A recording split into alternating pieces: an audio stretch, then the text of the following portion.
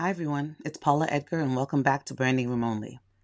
Today's episode is a special one. It's a re-release of a conversation that I believe is more important now than ever.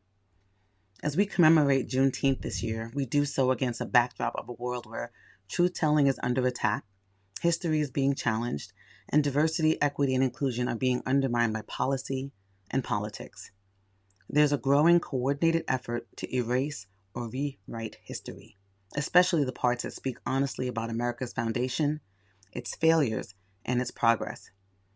That's exactly why I wanted to bring this incredible conversation with Pulitzer Prize-winning historian and author, Professor Annette Gordon-Reed.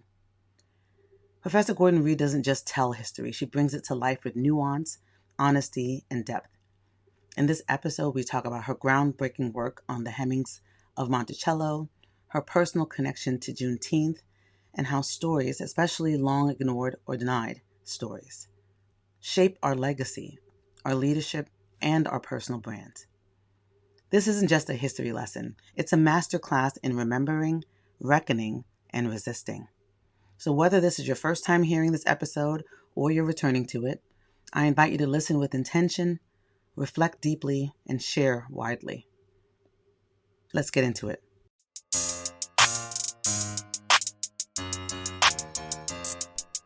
Welcome to the Branding Room Only podcast, where we share career stories, strategies, and lessons learned on how industry leaders and influencers have built their personal brands. Now, let's get started with the show. Hey, y'all. I'm really excited for you to hear this next conversation that I had with Annette Gordon-Reed. She is a professor. She is an author. She is a Pulitzer Prize winner.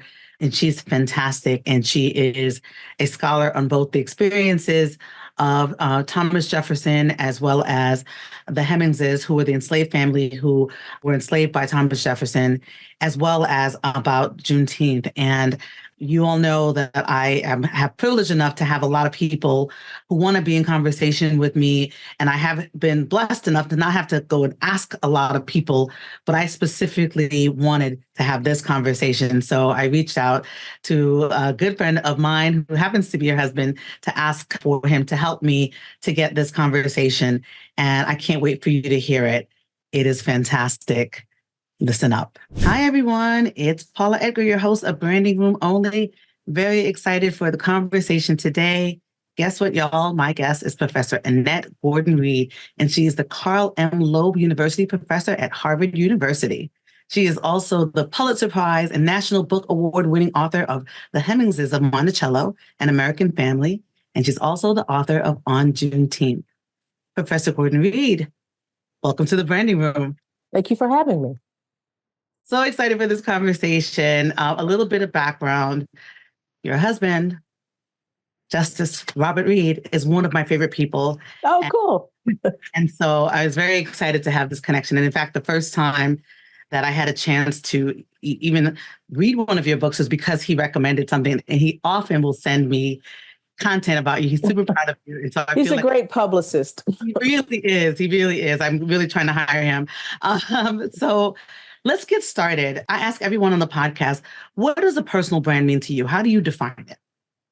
Well, I think it's synonymous almost with the notion of reputation, how people view you as a person and what it is that you're doing in the public sphere. So it's about who I am and what people think of me. And you want people to think well of you. And so that's my brand, is my reputation. Love that, which is a perfect tee into. Describe yourself in 3 words or short phrases. Wow. That's one. I'm intense. Mm-hmm. I'm quiet, loyal. Love that. I love that. Okay. So do you have a favorite quote? You know, there are lots of to everything, there is a season. The time for every purpose under heaven, Ecclesiastes. I think it's an important thing to keep in mind. It's a difficult thing to keep in mind because you want the good things to go on and on and on. But, time to, rend, a time to sow, that's a favorite quote of mine. It was also one of my mother's favorite ones. So Thank you for reminding me about that and bringing that up. Do you have a hype song, which is essentially when they're going to get full on Professor Annette Gordon-Reed, what song is playing in your head? Or if you're having a bad day, what song are you playing to pick yourself back up? It could be the same song or different ones. Well, I have a number of them. I like, strangely enough, when I'm working on stuff, I like Montel. This is old school. Montel Jordan's "This Is How We Do It" Yes, is yes. is a good song. Mhm, And I like the piano. I like to listen to the piano. So there's a particular piece by Chopin, a scherzo in C minor, that I like a lot. And that's instrumental. So there are no words to it. But the hype song, because "This Is How We Do It," I've always liked that. Well, we're going to include both of those in the show notes. So there's that. Okay, so tell me a little bit about how you grew up and how that shaped your brand. Well, I grew up in a small town in Texas. The town that I was born in had fewer than 3,000 people. And then we moved when I was a baby to a town that had probably fewer than 5,000 people. My mother was a school teacher. My father owned a couple of small businesses, a store, a funeral home at one point. And it was a typical kind of lower, in general, we would be lower middle class people. And for the Black community, we would have been middle class, I guess you could say.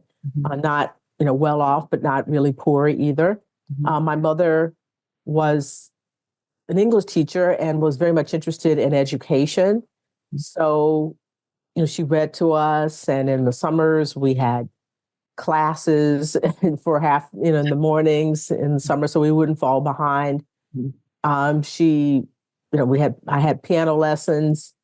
Sometimes we went to the theater. I know they didn't have a lot of money, so I don't really know how they managed to do all of that, but they did. It was something that was important for us to do. And so it was a house that always had books in them. Both of my parents read and talked about what they read. And we, took newspapers and all those kinds of things. So it was a home where reading was always something that was important, and also music. Which is a good connection to what you do as an educator now, right? Yeah. No, I mean, it's, if my mother were alive, she wouldn't be surprised at all at what I'm doing now, because she sort of, she wasn't consciously training me to do this, but she was certainly the kinds of stuff that she put into, even my father too, and the kinds of discussions we had made me fit for the kind of things that I do now. Love that. So that's your upbringing. Tell me about your career journey. Well, I started out practicing law at a law firm on Wall Street. That's not what I went to law school to do. I'm not really sure. I didn't have a plan in mind when I went to law school. I knew I wanted to be a lawyer, but because I knew that lawyers end up in different places. They don't always, they're not always in a courtroom or anything like that. So I started off practicing law, and when I didn't have the time to do the kind of writing that I wanted to do, I switched to academia.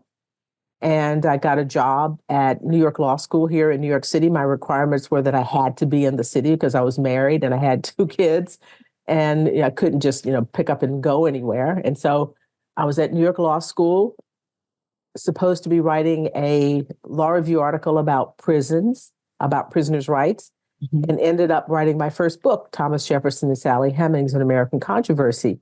And to my good fortune, it went well. It was well received, and it became an important book before the DNA testing was done on descendants. I basically, the DNA corroborated what I said in my book. And that really set me off on the path to history, because, I wasn't, law professors are typically writing law review articles, but I didn't do that, and went on to write this book that did very, very well. And it was an unconventional journey to a history department, but I got a job at Rutgers Newark in the history department, and I stayed at NYLS. And then I wrote the Hemingses and Monticello, which won a lot of awards, and it changed my life. I mean, the first book changed my life too, but this changed my life in a major, major kind of way. And that's how I ended up at Harvard, because of the response to the book. So it's been a weird, people ask me about my trajectory, and I can't say, well, first you do this and then you do Right. that, because that's not what happened with me. This is such a circuitous route to where I am, which I guess is a message too for young people, is that you don't really know where things are going to go, but you have to somehow be prepared to do when opportunities arise, you have to be prepared to take them on. So I don't have a traditional trajectory, but that's it. And so after this, everything sort of unfolded from writing the books. And in the meantime, in between those two things, I did a book with Vernon Jordan. I helped him write his memoirs, which was, not a thing that academics typically do, but I wanted to do it because I knew who he was, Mm-hmm. and I knew who I would meet with him. And it's true, you become like 1 degree separated from everybody if you know him, because he knew everyone. So that's another mix of the piece of the puzzle that's not standard, but has been really important. Wow. Yeah. I mean, there's a lot of lessons just in that one little chunk, right? Is to know that it's not a straight line to anywhere anymore. No. And to be open to opportunities. But when you just kind of laid that out, what made you even want to write about Thomas Jefferson and the Hemingses at all? Well, what made me want to write about it is I had been reading about Jefferson and Monticello and slavery from the time I was young, from childhood as a young person. Mm-hmm. And it intrigued me that the way people responded to this story, because I knew that in slavery, enslavers had children with enslaved women all the time. That was not something. But for people to treat it like this was some big deal because it was Jefferson, and treat it in a way that meant that, they would ignore the words of African Americans who'd been enslaved, who talked about Monticello and talked about Jefferson, and they would build up the words of his legal white family, even though they were saying things that were not true. Usually when people try to convince you of something by saying things that aren't true, that affects their credibility. But that wasn't happening in history. And so this is Tom and Sally is interesting, but it's not. The main thing is, how do you listen to the words of people who were enslaved? I mean, it seems to me that it's more important to pay attention to their words than to pay attention to sort of burnish the image of the people who were enslaving them. So it was really about the way history is written. And when you're writing about, too, particularly the founding fathers type people, where you make other people's stories lesser in order to build them up. So that's what it was really about. I wanted to show the double standard in seeing evidence. And so that it's not only just about the writing of history, but it's about African American people in general. There was a time when Blacks couldn't testify against whites, right? And, their testimony is weighed less than. And so you still see that process working itself out. So I thought this particular story had a bigger message than just, did Tom and Sally have kids together? Right. I'm so glad I asked you the question, because it's almost like a given, unfortunately, right? That dichotomy exists in so many things where Black voices and Black perspectives are diminished and or not given credibility at all. Yeah. And especially in this country, it's the founding fathers, right? Yeah. When you think about brands, that is the lore of America is a part of who we are as a people. And so to have that shaken even a little bit feels like, oh, but this is who we are. But it's also, the truth is who we are too. Exactly. Yeah, it's not just one thing, and it's not just all to the benefit or to the glory of one group of people, and particularly not people who are enslaving folks. I mean, you would think that their stories would be much more suspect, because they're the ones who have the reason to lie, to try to make themselves look good. And so that's what really motivated me to write the book. Wow, that is whenever I think of someone kind of stepping into their magic, which is what this sounds like, I'm always like, I read a lot of things and I'm like, somebody should do something. And I'm like, who's going to be? um, but to be able to actually say, I'm going to do this, particularly when you are doing something totally different, right? Doing Yes, law. yes. And we had that. I didn't even tell anybody except my husband that I was writing a book. And so I was working on this thing furiously. And fortunately, this was before I had tenure. And typically you're supposed to be writing, as I said, law review articles to present to people. And it's law in the sense that it's a law professor in the first book looking at evidence, looking at how historians used, and I would say misused evidence. And so I think it has a message for, I talk in the book like I talk to my students about, here's a case, here's one side, here's another side, here's evidence, here's corroborating stuff. So it did have that flavor to it, but it wasn't traditional. And because luckily it was successful, it helped me, it was okay with the school for me to do it because it worked. And we have that in common because I worked at New York Law School as well back in the day. Oh, wow. I didn't really get that connection. We also have a slight Vernon Jordan connection as well. I remember like the last time that I saw him, we were at a conference or like a reception, and we were talking, and I was talking about how I went to boarding school. I went to Deerfield Academy, and he's like, "You got into Deerfield Academy?" And I said it because I knew that his grandchild was there. And I was like, yes, I'm allowed to. So it was funny because he was obviously, being funny, but he was very charismatic. And yes, he was very charismatic. You went to Deerfield. I went to Dartmouth, and there were a lot of people from Deerfield who came to Dartmouth. Yes, they're both big D's and green. Yeah, big D's and green. So it's sort of a feeder school in some ways. Absolutely is a feeder school.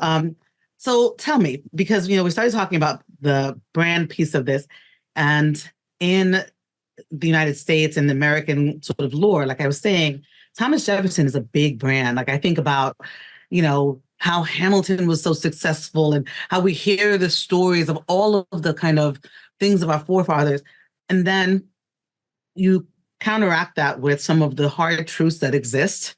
And I'm a big believer in there's a yes and there's an and, right? Right? There's a lots of value that you bring, and also you're a slave owner. When you think about the personal branding and historical figures and how we kind of really hold on to the lore of it all, do you think that it's helpful for us to understand the story and the truth of the story in terms of shaping actual legacy?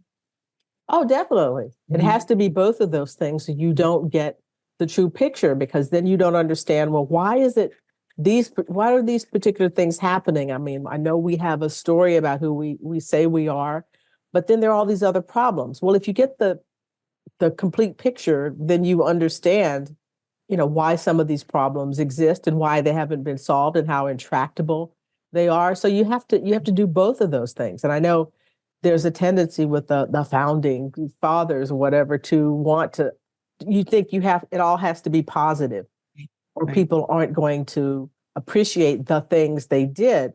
But you can appreciate the things they did, even as you talk about the things they didn't do and would have been better, because it's about a journey, right? That this country has been on, and we have been on in this country, particularly African American people, from slavery, out of slavery, to Jim Crow, and to still, working towards some notion of the declarations of equality and so forth. But it has to be a realistic picture of these things. It can't just be all, sweetness and light. Right. Yeah. Yes.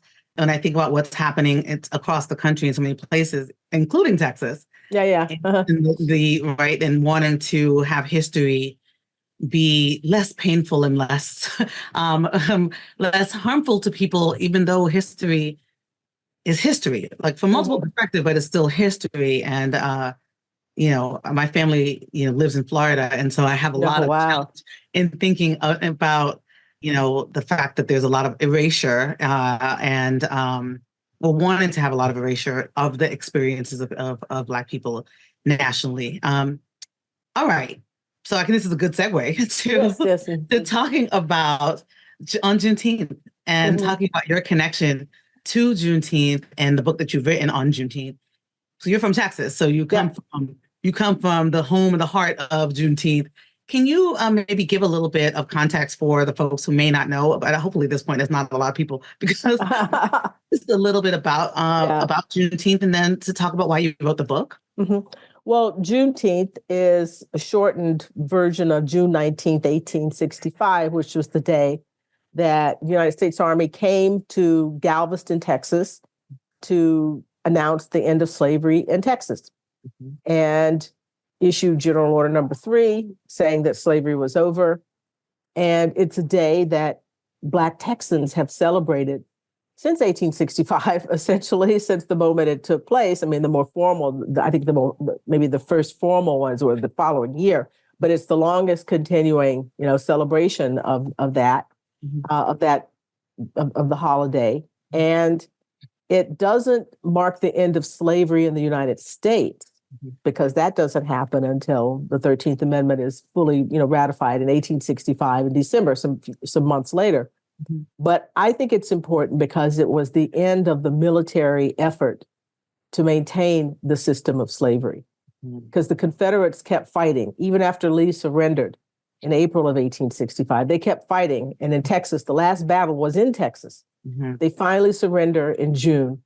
And that's when Granger can come in and say, slavery is over here. And it was, a jubilant day for people, even though it was also a dangerous time because people who resented this very often enacted violence to stop people from celebrating. During my researching for the book, I found some instances of people in a town where a couple of dozen people were whipped for celebrating. Can you imagine celebrating the end of slavery? But then the people who own them because they see that as a loss, and it was a loss to them. So I wrote this book because I'd written a piece. I've been thinking about Texas because I'd written 2 pieces about Texas in the years immediately before I wrote this one for the New Yorker and one for the New York Review of Books. I did a review of 6 books about Texas. The New Yorker review was in the spring of 2020. And then we had the pandemic. Yeah, we did. And, some people got puppies and some people did, started yoga or whatever. I wrote a book. I was here in New York, as you know, was sort of ground zero for all of this. And we weren't doing anything except going out to Central Park and taking a walk and then coming back in and staying. It's just such a surreal moment to even think about this. Yeah. And I decided with the urging of my editor to write about Juneteenth, to do a short book that would be sort of a history, but also a memoir, which I've never done before. So it's a different kind of, it's the kind of writing I did when I was growing up. I always wanted to be a writer. So I would write short stories and essays and things like that growing up. So it took me back to those days. And it took me back to the Vernon Jordan thing, except now I'm writing about my life instead of, helping him write about his. So my editor says this in June, right after the holiday. He says, we can do this if you could deliver me something by September. So Wow. That's what I did. And I delivered the book in September in time for the following Juneteenth. And it was good. It was interesting. I mean, I neither of my parents are alive. And I found myself thinking about them when you're thinking about mortality and you're thinking in the middle of a pandemic. Yeah. And I missed them. And I thought one of the good things about the book is that if I could talk about them and our lives together, that would sort of bring them back in a way.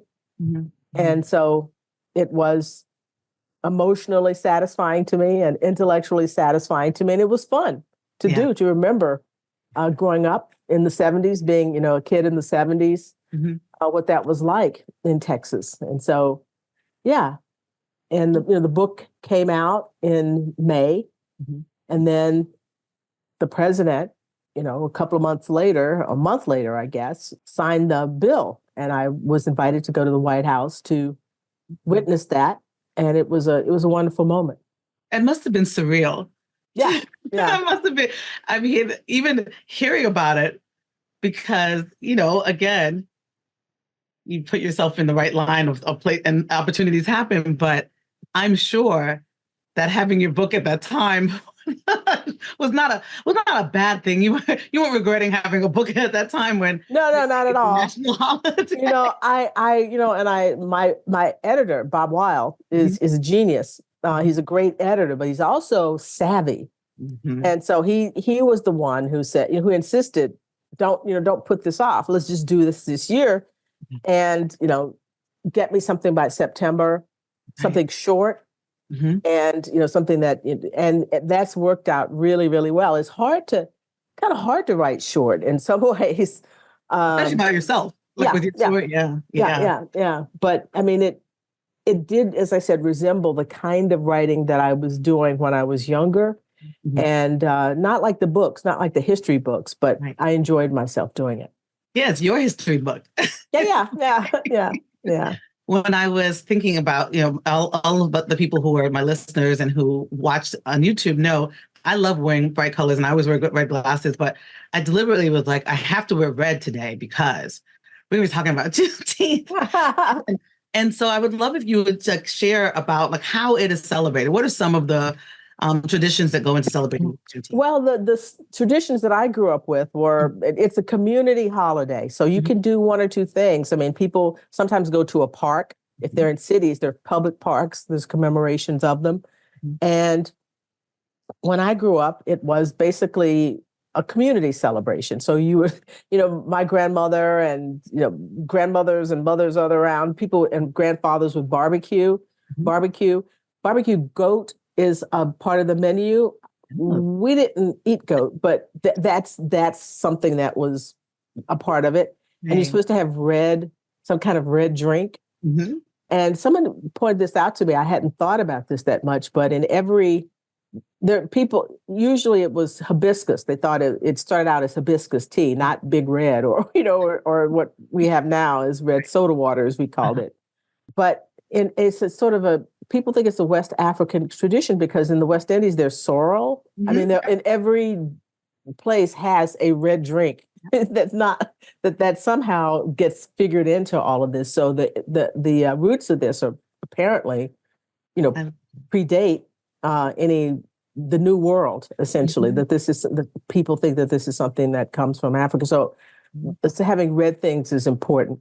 And we, firecrackers, I can't believe our parents let us have our grandparents, my grandfather bought us firecrackers and say, now be careful, we have kids now. I can't imagine doing that. But come back with that arm. Come back with your arm, come back with your finger, come back with your hand. It's just the parenting in those days was really, really different than it is now. I don't know if it's better or worse, but firecrackers, too much soda water, barbecue goat. And in my family, because we were in Texas, my grandmother had gotten a recipe for tamales.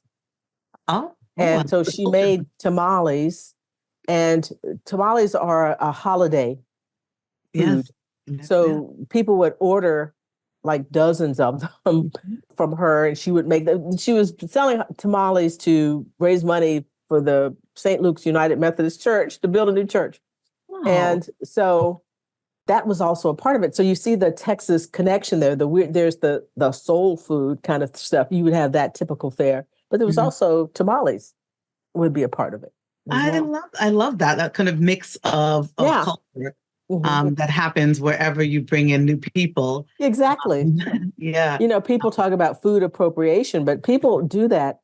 That's what people do. That's what food is. It's already coming from, when there was Katrina and a lot of people from New Orleans moved to Houston. Then we started seeing stuff that I had never seen. Crawfish boils.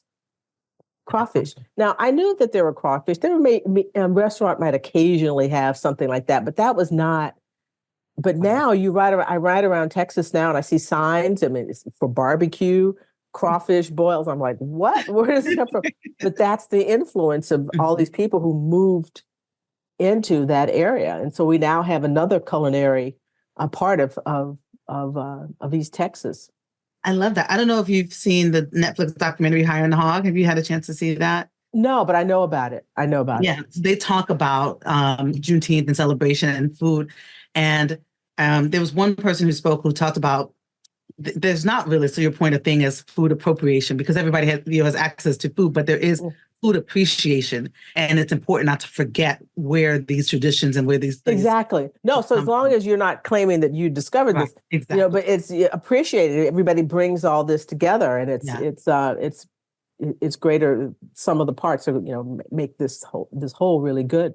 It's true. My family is from Barbados and Jamaica, and I just got back from both of the places actually for spring break recently. And when you said goat, I was like, goat. And obviously sorrel is a big part of our tradition as well. And I love that that is a continuation of our African roots. So tell me what you think about Juneteenth and its importance in the context of American history. And it's good and it's bad.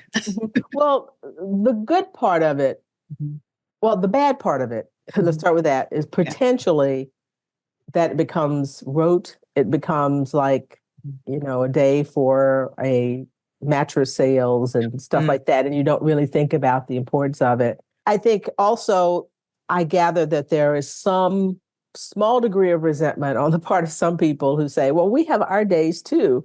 In Virginia, it's April. I mean, emancipation was a process. It wasn't just one thing that happened one day and then everything was okay. It was a process. So, but what I'm hoping is that Juneteenth can be like an umbrella for that you talk about the fact that as the Army of the United States kind of rolled across the country and as African-American people themselves left plantations, that emancipation was a process. And this is an occasion for us to stop and think about that. So I think that's a good part about it. And the day asks you to think about history, which is, I think, always an important thing. It's a way of connecting us to the people who came before us, and you remember the struggles that they had. I mean, one of the things that I really like, that one of the facts that I learned in writing the book was the 5 men in Houston, Texas, former enslaved people who pooled their resources, pooled their money, saved their money, and bought land in Houston for a commemoration of Juneteenth.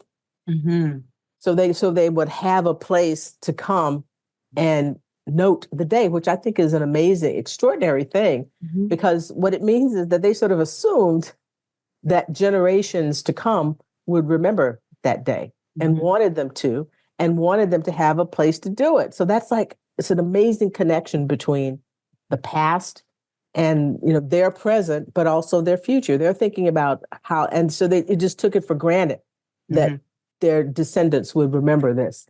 And so I think that's a very powerful thing for people. And so any day that you can think about history, think about family. Yeah.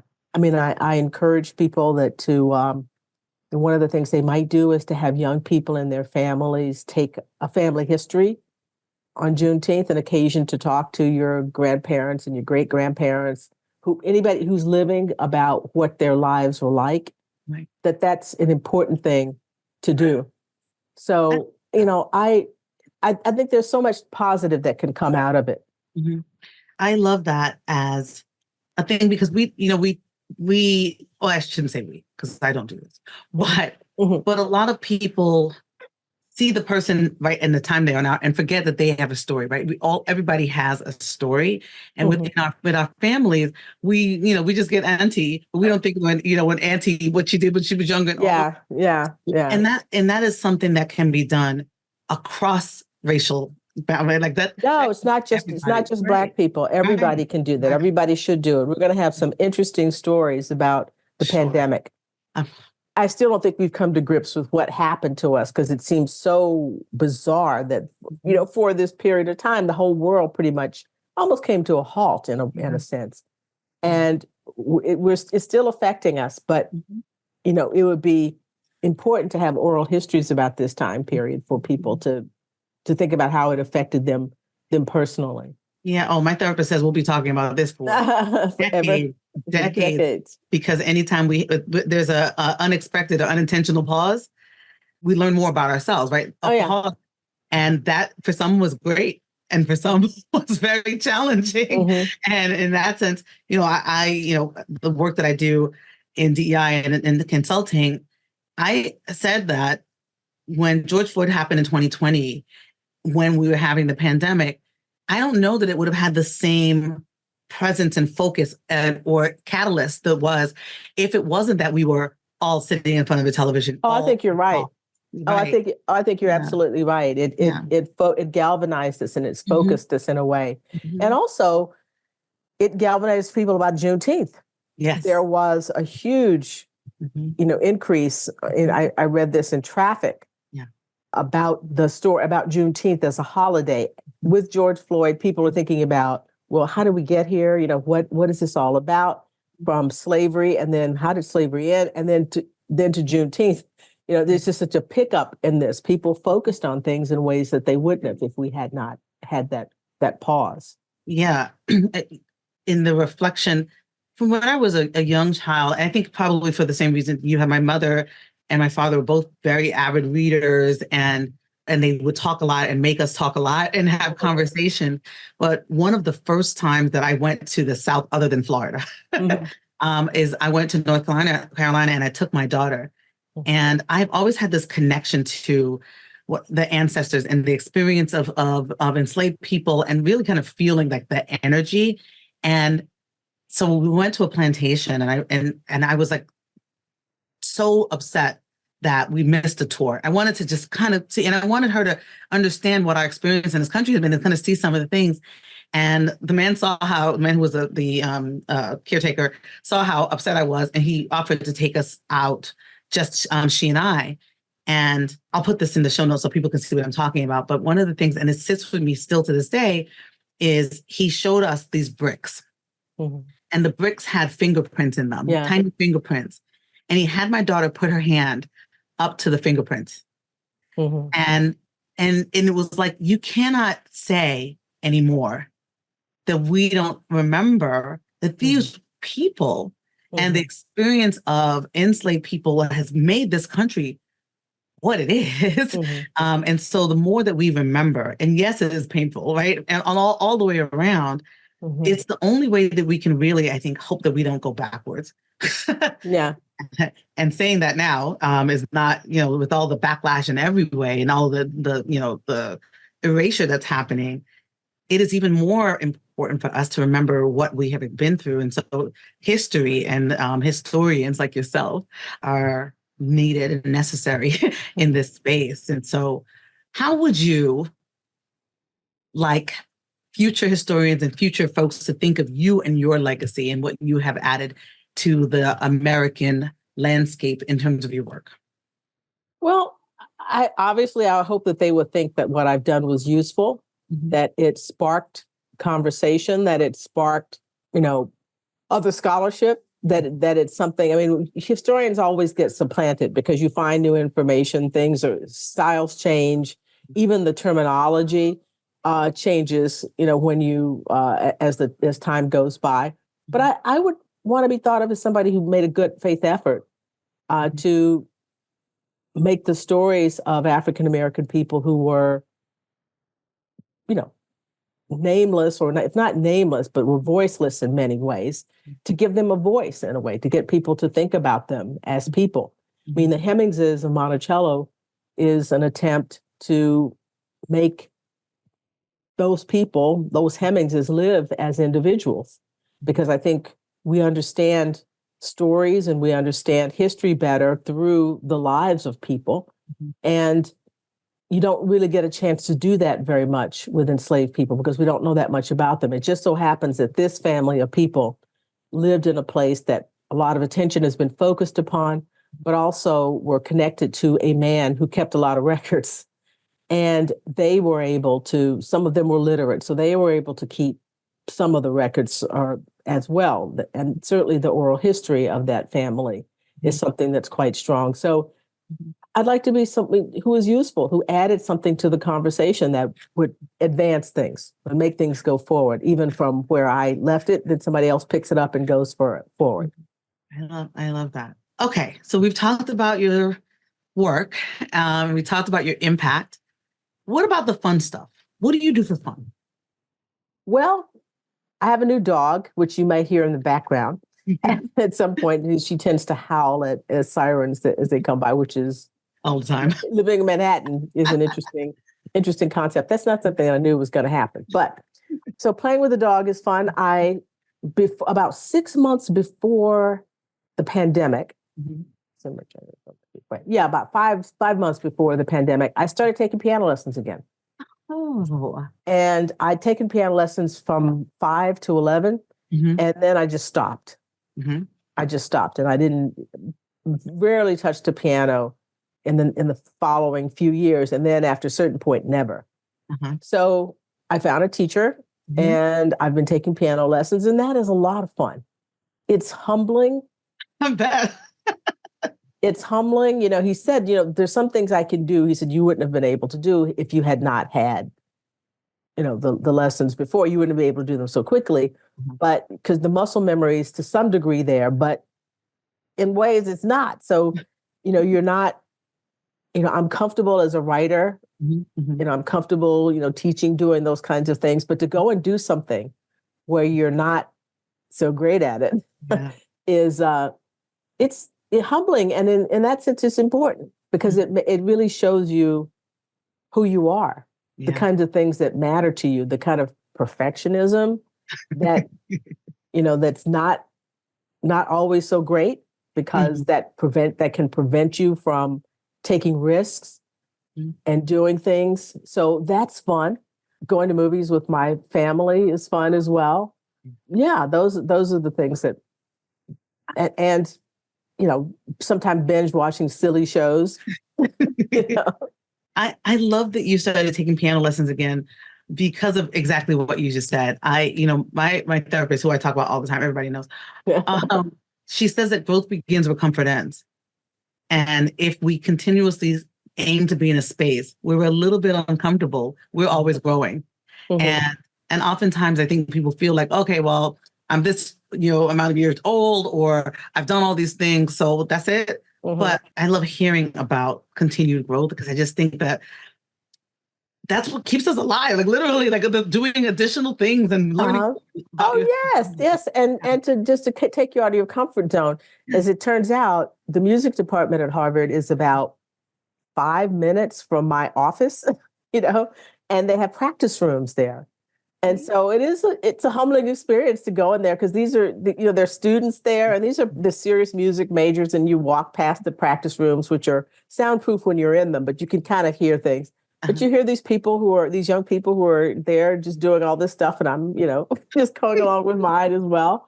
And I wonder, it's like, what do they think about what I'm doing? Because it's not up to them, but it's, it puts you in your place in a way. It makes you. It is a growth experience, and that has been really meaningful to me to do it. I mean, I'm not going to become a concert pianist or anything like that, but to have a teacher, and it is so funny because when you get praise from a teacher, it's like you're 6 or 7 years old again, and that's such a weird situation to be in, but I appreciate it. Well, I want an invitation to the recital. There's that. Okay, so I ask folks on my podcast the same 2 questions. I'm going to ask you them. One is this: it's your stand by your brand. What is one aspect of your personal brand that you will never compromise on? Integrity. Yeah. Yes. Love it. Okay, next one. Branding room only is a play on the term standing room only because I think I'm clever. And so it really is, the question is, what is your magic? What is the thing about you that people would be in a room with only standing room only to experience or witness about you? I think I can talk to people at whatever level I find them. Yeah. And I try to write in a way so that people who are, if you can read Mhm. from the way anybody at any level can understand what it is that I'm saying. And I try to speak that way as well. Yeah. And I think I present the same face Mhm. to people. Mhm. I don't dumb things down for people. And Mhm. audiences appreciate that. Yep. My Yep. readers appreciate that. I've gotten letters from people, and Mhm. people say to me that that's one thing that I feel like I'm talking to them and speaking directly to them. And I think that that's important. It absolutely is. I think of some professors that I had who were very much like, "Oh, I am professor," Mhm, and mhm, and there's that because there's perspective, but there it is also lovely to be able to be in conversation with someone and feel as mhm, if you're equally heard and being fairly treated in the interaction. mhm. Um, Because I want people to feel that they're part of it, yeah, because yeah. they are. I have thoroughly enjoyed having this conversation with you. Mhm. I thank you so much for spending some time with me in the branding room. We're going to put links to all of your books and anything else you want in the show notes. But if there's any way that you want folks to connect with you or to find out more about you, let us know. What's that? Well, the books are the way to get to know me, Mhm. Okay. particularly on Juneteenth, Yeah, because that's my most personal thing. So what I write is how you know me, and that's in my books. I love that. Well, thank you for being a guest on the show today. Everyone, go and tell everybody about this episode because they need to learn them some things, and it's important for us to hear about where we've been to figure out where we're going to go. So make sure you subscribe, you download, and you tell a friend.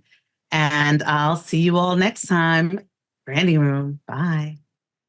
Bye. Wasn't that an amazing conversation? I learned so much.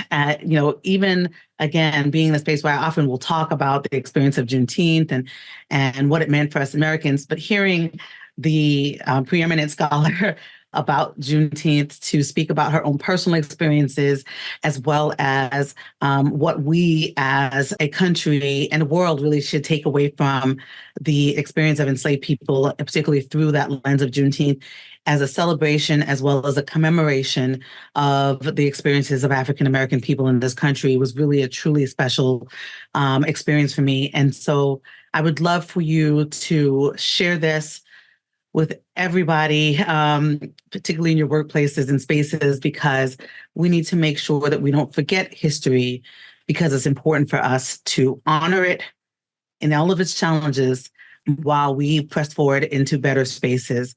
We still got to look back in order to go forward.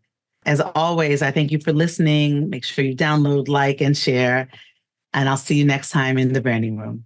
Y'all, wasn't that a powerful conversation? Every time I listen to Professor Gordon-Reed, I'm struck by her clarity, her compassion, and her commitment to telling the full story, especially when the truth is inconvenient. In this moment when Juneteenth is recognized as a federal holiday, but its meaning is still being diluted or dismissed in so many places, her voice and her scholarship are essential. We cannot afford to let this day become performative or passive. Juneteenth isn't just a celebration, it's a charge to remember, a charge to educate, a charge to act. So here's my ask. Share this episode. Play it in your workplaces, forward it to your teams, discuss it with your friends and families.